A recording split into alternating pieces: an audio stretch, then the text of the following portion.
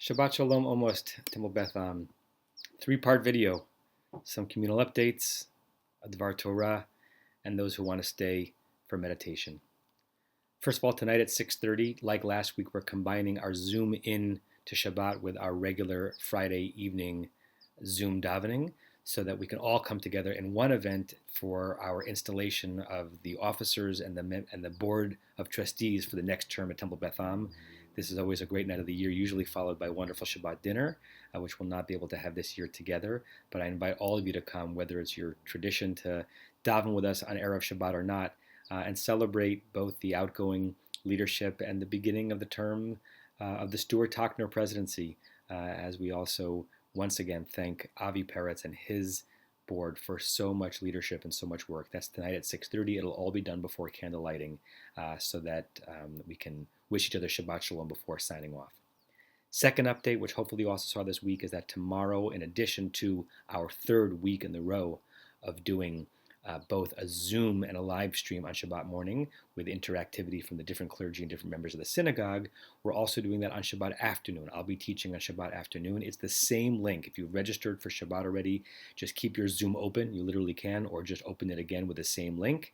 And about 45 minutes before Havdalah tomorrow, I think it's at around maybe 7:55 or 8 o'clock, we'll be doing Mincha, I'll be doing some teaching, and then we'll do Mariv and Havdalah together. That's in addition to the Zoom out afterwards. Third thing I want you to know is that the reopening task force has been meeting regularly and making a lot of progress. We don't have any immediate answers yet. We're trying to take into account all sorts of questions in terms of when is the first time we can have a miniature bar bat mitzvah in the sanctuary, potentially in the upcoming weeks. When is the first time and under what circumstances can we hold a daily minyan davening, which is a rather small number of people, which we could do potentially in a large space in the sanctuary or even outdoor on the field. When will we be able to imagine some kind of Shabbat davening as a community? And of course, the big one, the high holidays. I know that some of you are impatient, understandably, because you love so much being in shul on Shabbat and during the week. We have to temper that impatience with proper caution.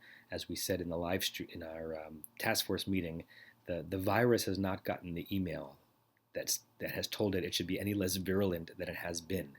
The virus itself is as virulent and as dangerous as it was. The only thing that makes this circumstance any less dangerous than March, April, or May is if a community and a society at large are taking all the precautions that will prevent a spike in the graph, will maintain a flattening of the curve, and will allow our medical system not to be overwhelmed. And we are going to be responsible and ethical contributors to that process. And I would rather open well and rather open healthily and rather open responsibly than open early.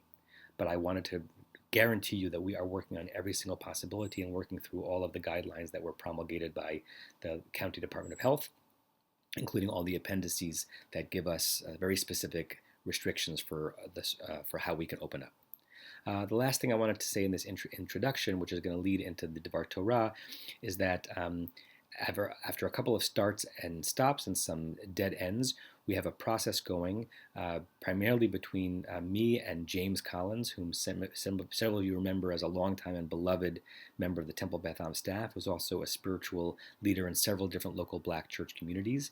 And we've developed a small task force of lay people from Temple Beth Am and myself and Rabbi Schatz, and a cohort of people that James is bringing together as we try to jumpstart a listening, understanding, and perhaps activism bonded relationship between us and one or more local black church communities. One of the ways in which our community at Temple Beth Am is stepping forward and recognizing the immediacy of this moment and the need for all good people to be working towards racial justice in our society, which still has a long way to go. So we're having an initial planning meeting next week, and then hopefully that planning meeting will lead to a event that we'll be able to announce after that, so please keep your ears peeled for that. Speaking of that, I want to share with you an interesting piece of Torah from Rabbi Ovadia Sforno. Sforno was a medieval Italian commentator on the opening lines of Parshat Bahalotcha.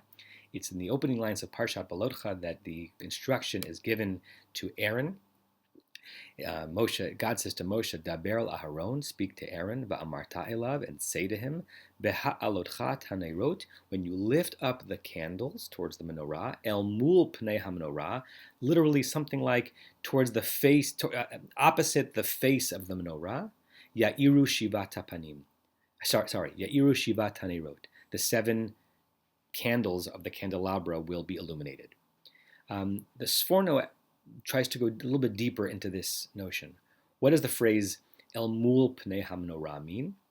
He says El Mul Pnei HaMenorah, again, facing inwards towards the menorah, means that you have to tend to the wicks of each of the candles on the outside of the menorah. Think of everything but the shamash in the middle of a Chanukiah, so that they are facing the center. El Mul Pnei, facing the menorah.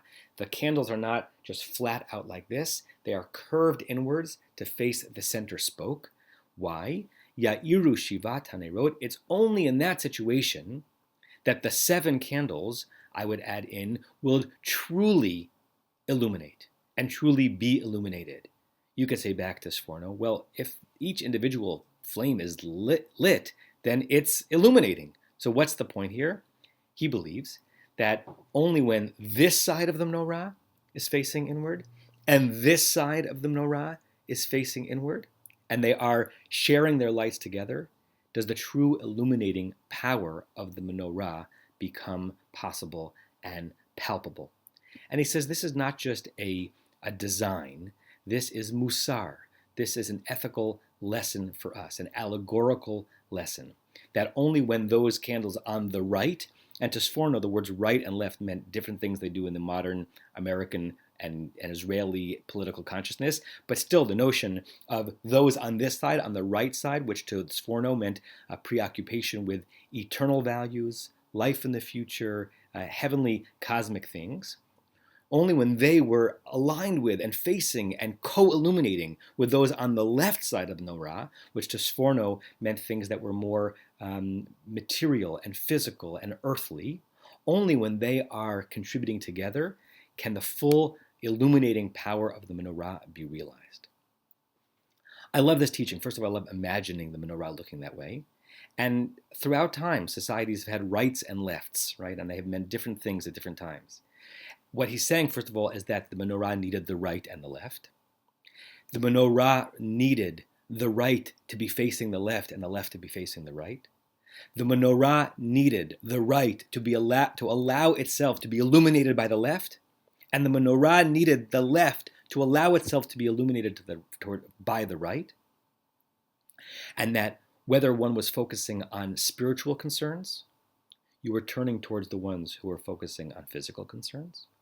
And if your mindset, your focus as a candle, but it's an allegory, or a human being or a Jew, were focused more in the realm of the earthly and the grounded and the practical, you have to be turned towards and accept the light of those who are focused on something more ethereal, more cosmic, and more beyond. It's only in that partnership, when we exit the echo chambers of our certainties, that our light can be something more than an individual light. My dear friends, I haven't figured out yet my entire answer regarding what is being asked of me as a white, Jewish, rabbinic Angelino in this moment, a white Jewish rabbinic leader in this moment. I'm not sure the exact role for me yet in confronting this current crisis in the American social fabric. But I know that something is being required of me.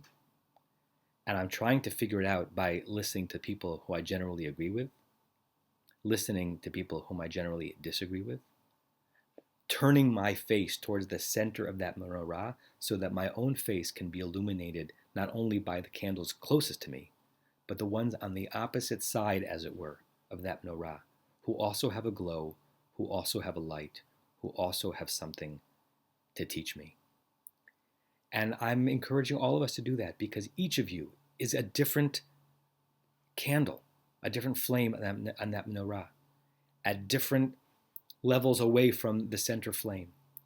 And I want to embrace all of your contributions.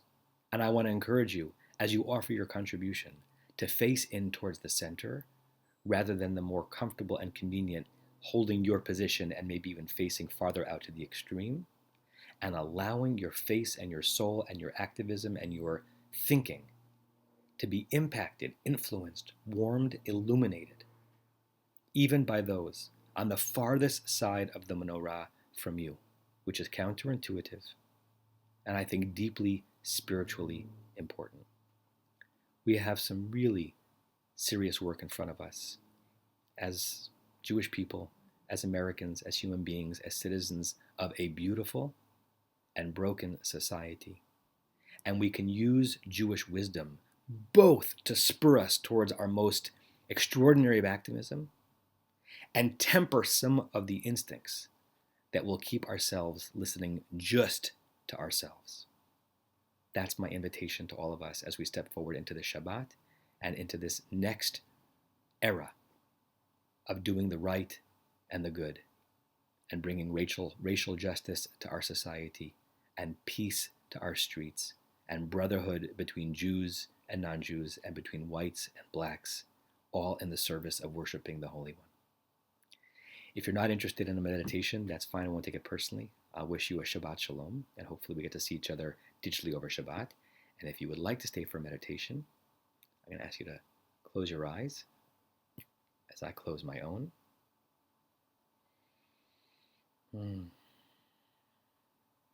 Feel that glorious blanket of serenity and heaviness, a beautiful feeling of weight that comes over you as soon as you turn off some of the stimuli of the world.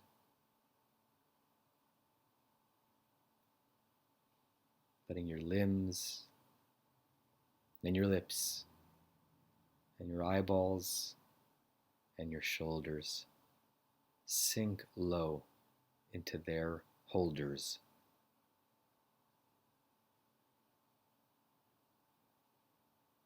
You can unclench the muscles around your eye and unfurrow your brow, which is almost certainly furrowed. We're living in a brow-furrowed time. Even imagine the skin on your scalp holding your hair, relaxing, becoming supple as it hangs over your skull.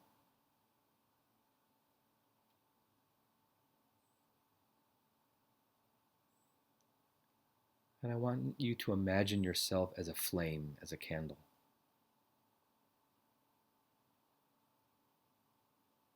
In whatever way that resonates for you. The only thing in your mind right now, pushing everything else to the periphery, should be some fusion of you and flame. Your face, your body, your name, your character, your person, and flame. Or candle. Our minds are so nimble. They can do so many things with a simple prompt, and I have no idea what image is flickering, pun intended, in your mind. But it should be you as flame.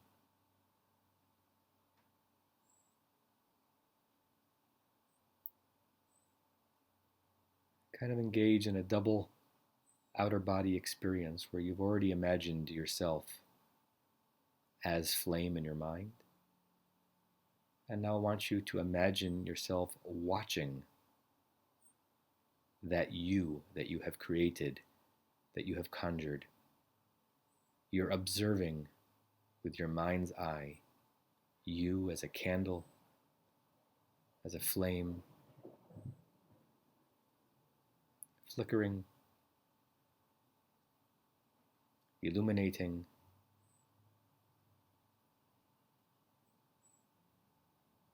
Is your flame strong and robust?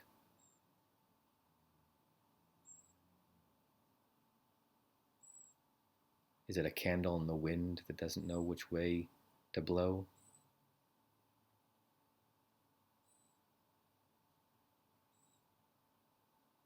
Is it on the verge of going out?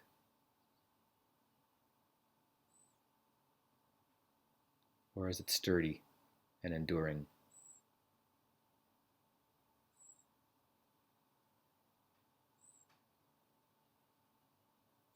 And as you continue to watch you as flame, I want you to bring up two questions in your mind. The first one more easily answered than the second. Who deserves to be a recipient of your illumination? Who needs your light? To whom and in whose direction should you direct your wick? You have warmth to give. You have light to give. From whom might you be withholding it? To whom can you bend and direct your flame?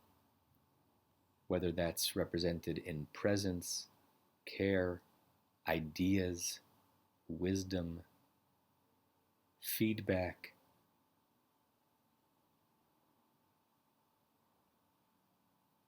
so that you are not just illuminating yourself, but you are like one of the flames of the menorah, part of a system.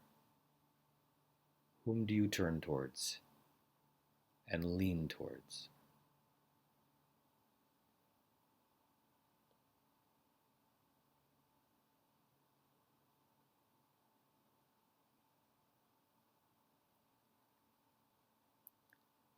And the harder one. Whose flame are you repelled by? Or perhaps more mildly, you don't immediately see or experience the warmth of the light. But it's there. Whose candle, whose flame do you need to open yourself to in order to receive their light and their warmth and their ideas and their contributions? Whom do you resist fusing with, but you realize you're part of the same menorah in God's eyes? So you need to open yourself to their offering. Whose light do you take in this Shabbat?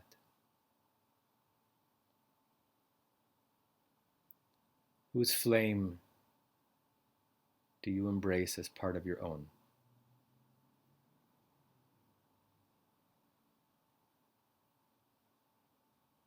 Whom do you join with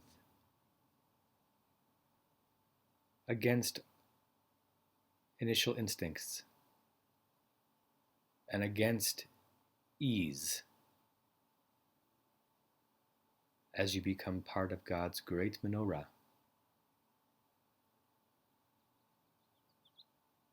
Flickering both individually and combining together to form a great indivisible light.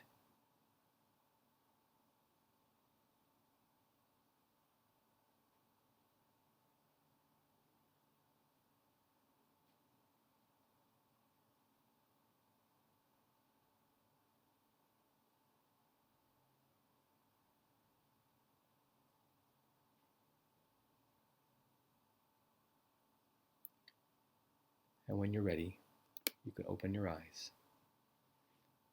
And I wish you a Shabbat Shalom.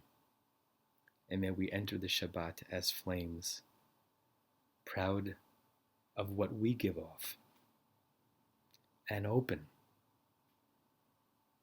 to the light and the warmth of others as we join together to create God's menorah. Shabbat Shalom.